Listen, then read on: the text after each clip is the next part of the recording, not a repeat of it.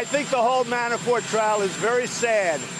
When you look at what's going on there, I think it's a very sad day for our country.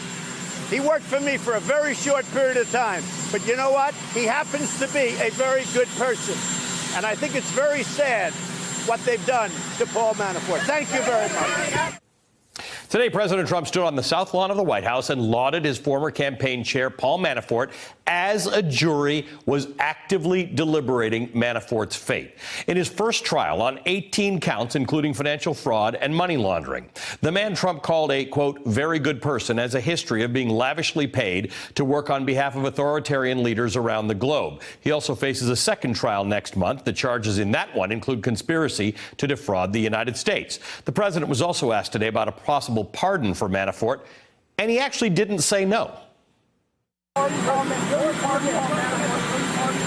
don't talk about that now. I don't talk about that. I don't talk about that. Paul Manafort's attorney welcomed Trump's comments on Manafort, again, which the president made while the jury, which is not sequestered, was still deliberating. Great comments. Manafort really appreciates the support of President Trump.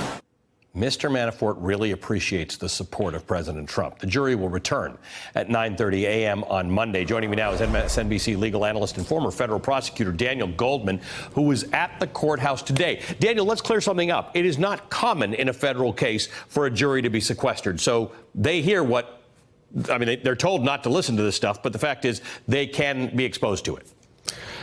In theory, they can, but they would be violating their oath as jurors. So I think the implication of what the president said today is unlikely to reach the jury and should not reach the jury. The judge every morning asks them if they have upheld their duty and not to read anything or watch anything, notwithstanding as difficult as that sounds to us. But certainly Paul Manafort heard it, and there's no question that there's a message being sent from the president to Paul Manafort. And the interesting message when asked about a pardon, when he says, I don't discuss that, because there are all sorts there are all sorts of reasons why Paul Manafort, if he knows something that would be useful to the government, has not made a deal as of now. And there are some people who speculate that could be one of those reasons. And I'm one of them. I think that even though his lawyers seem to have a reason why he would have two cases, it doesn't make any sense to choose to have two separate cases and two trials.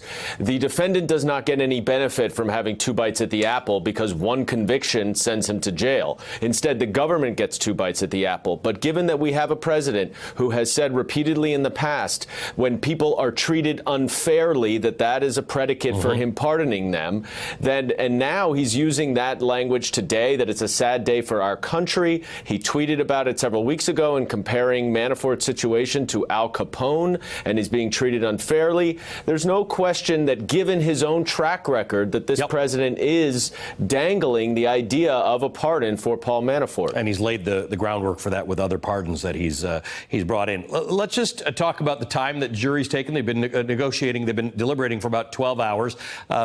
Some people speculated this is such a tight case on the part of the prosecution that it would be fast. Does this mean anything to you? Well, it all depends on what kind of jury you have. There are some jurors who are not inclined to get into the weeds and analyze every document and go through every element of all 18 charges.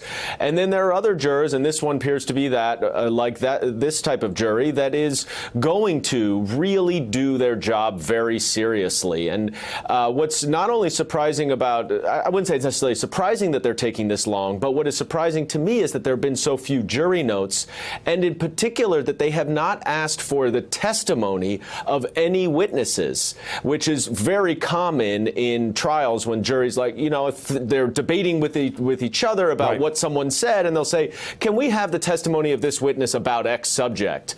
And that has not happened at all. So what we can tell from their questions yesterday is that they are really going through carefully the evidence and the law, but we'll have to see. I don't think there's anything really to draw from it yet, other than that they're taking their job very seriously. Thanks for your analysis, Daniel. We appreciate it. Daniel Goldman. My pleasure. Hey there, I'm Chris Hayes from MSNBC. Thanks for watching MSNBC on YouTube. If you want to keep up to date with the videos we're putting out, you can click subscribe just below me, or click over on this list to see lots of other great videos.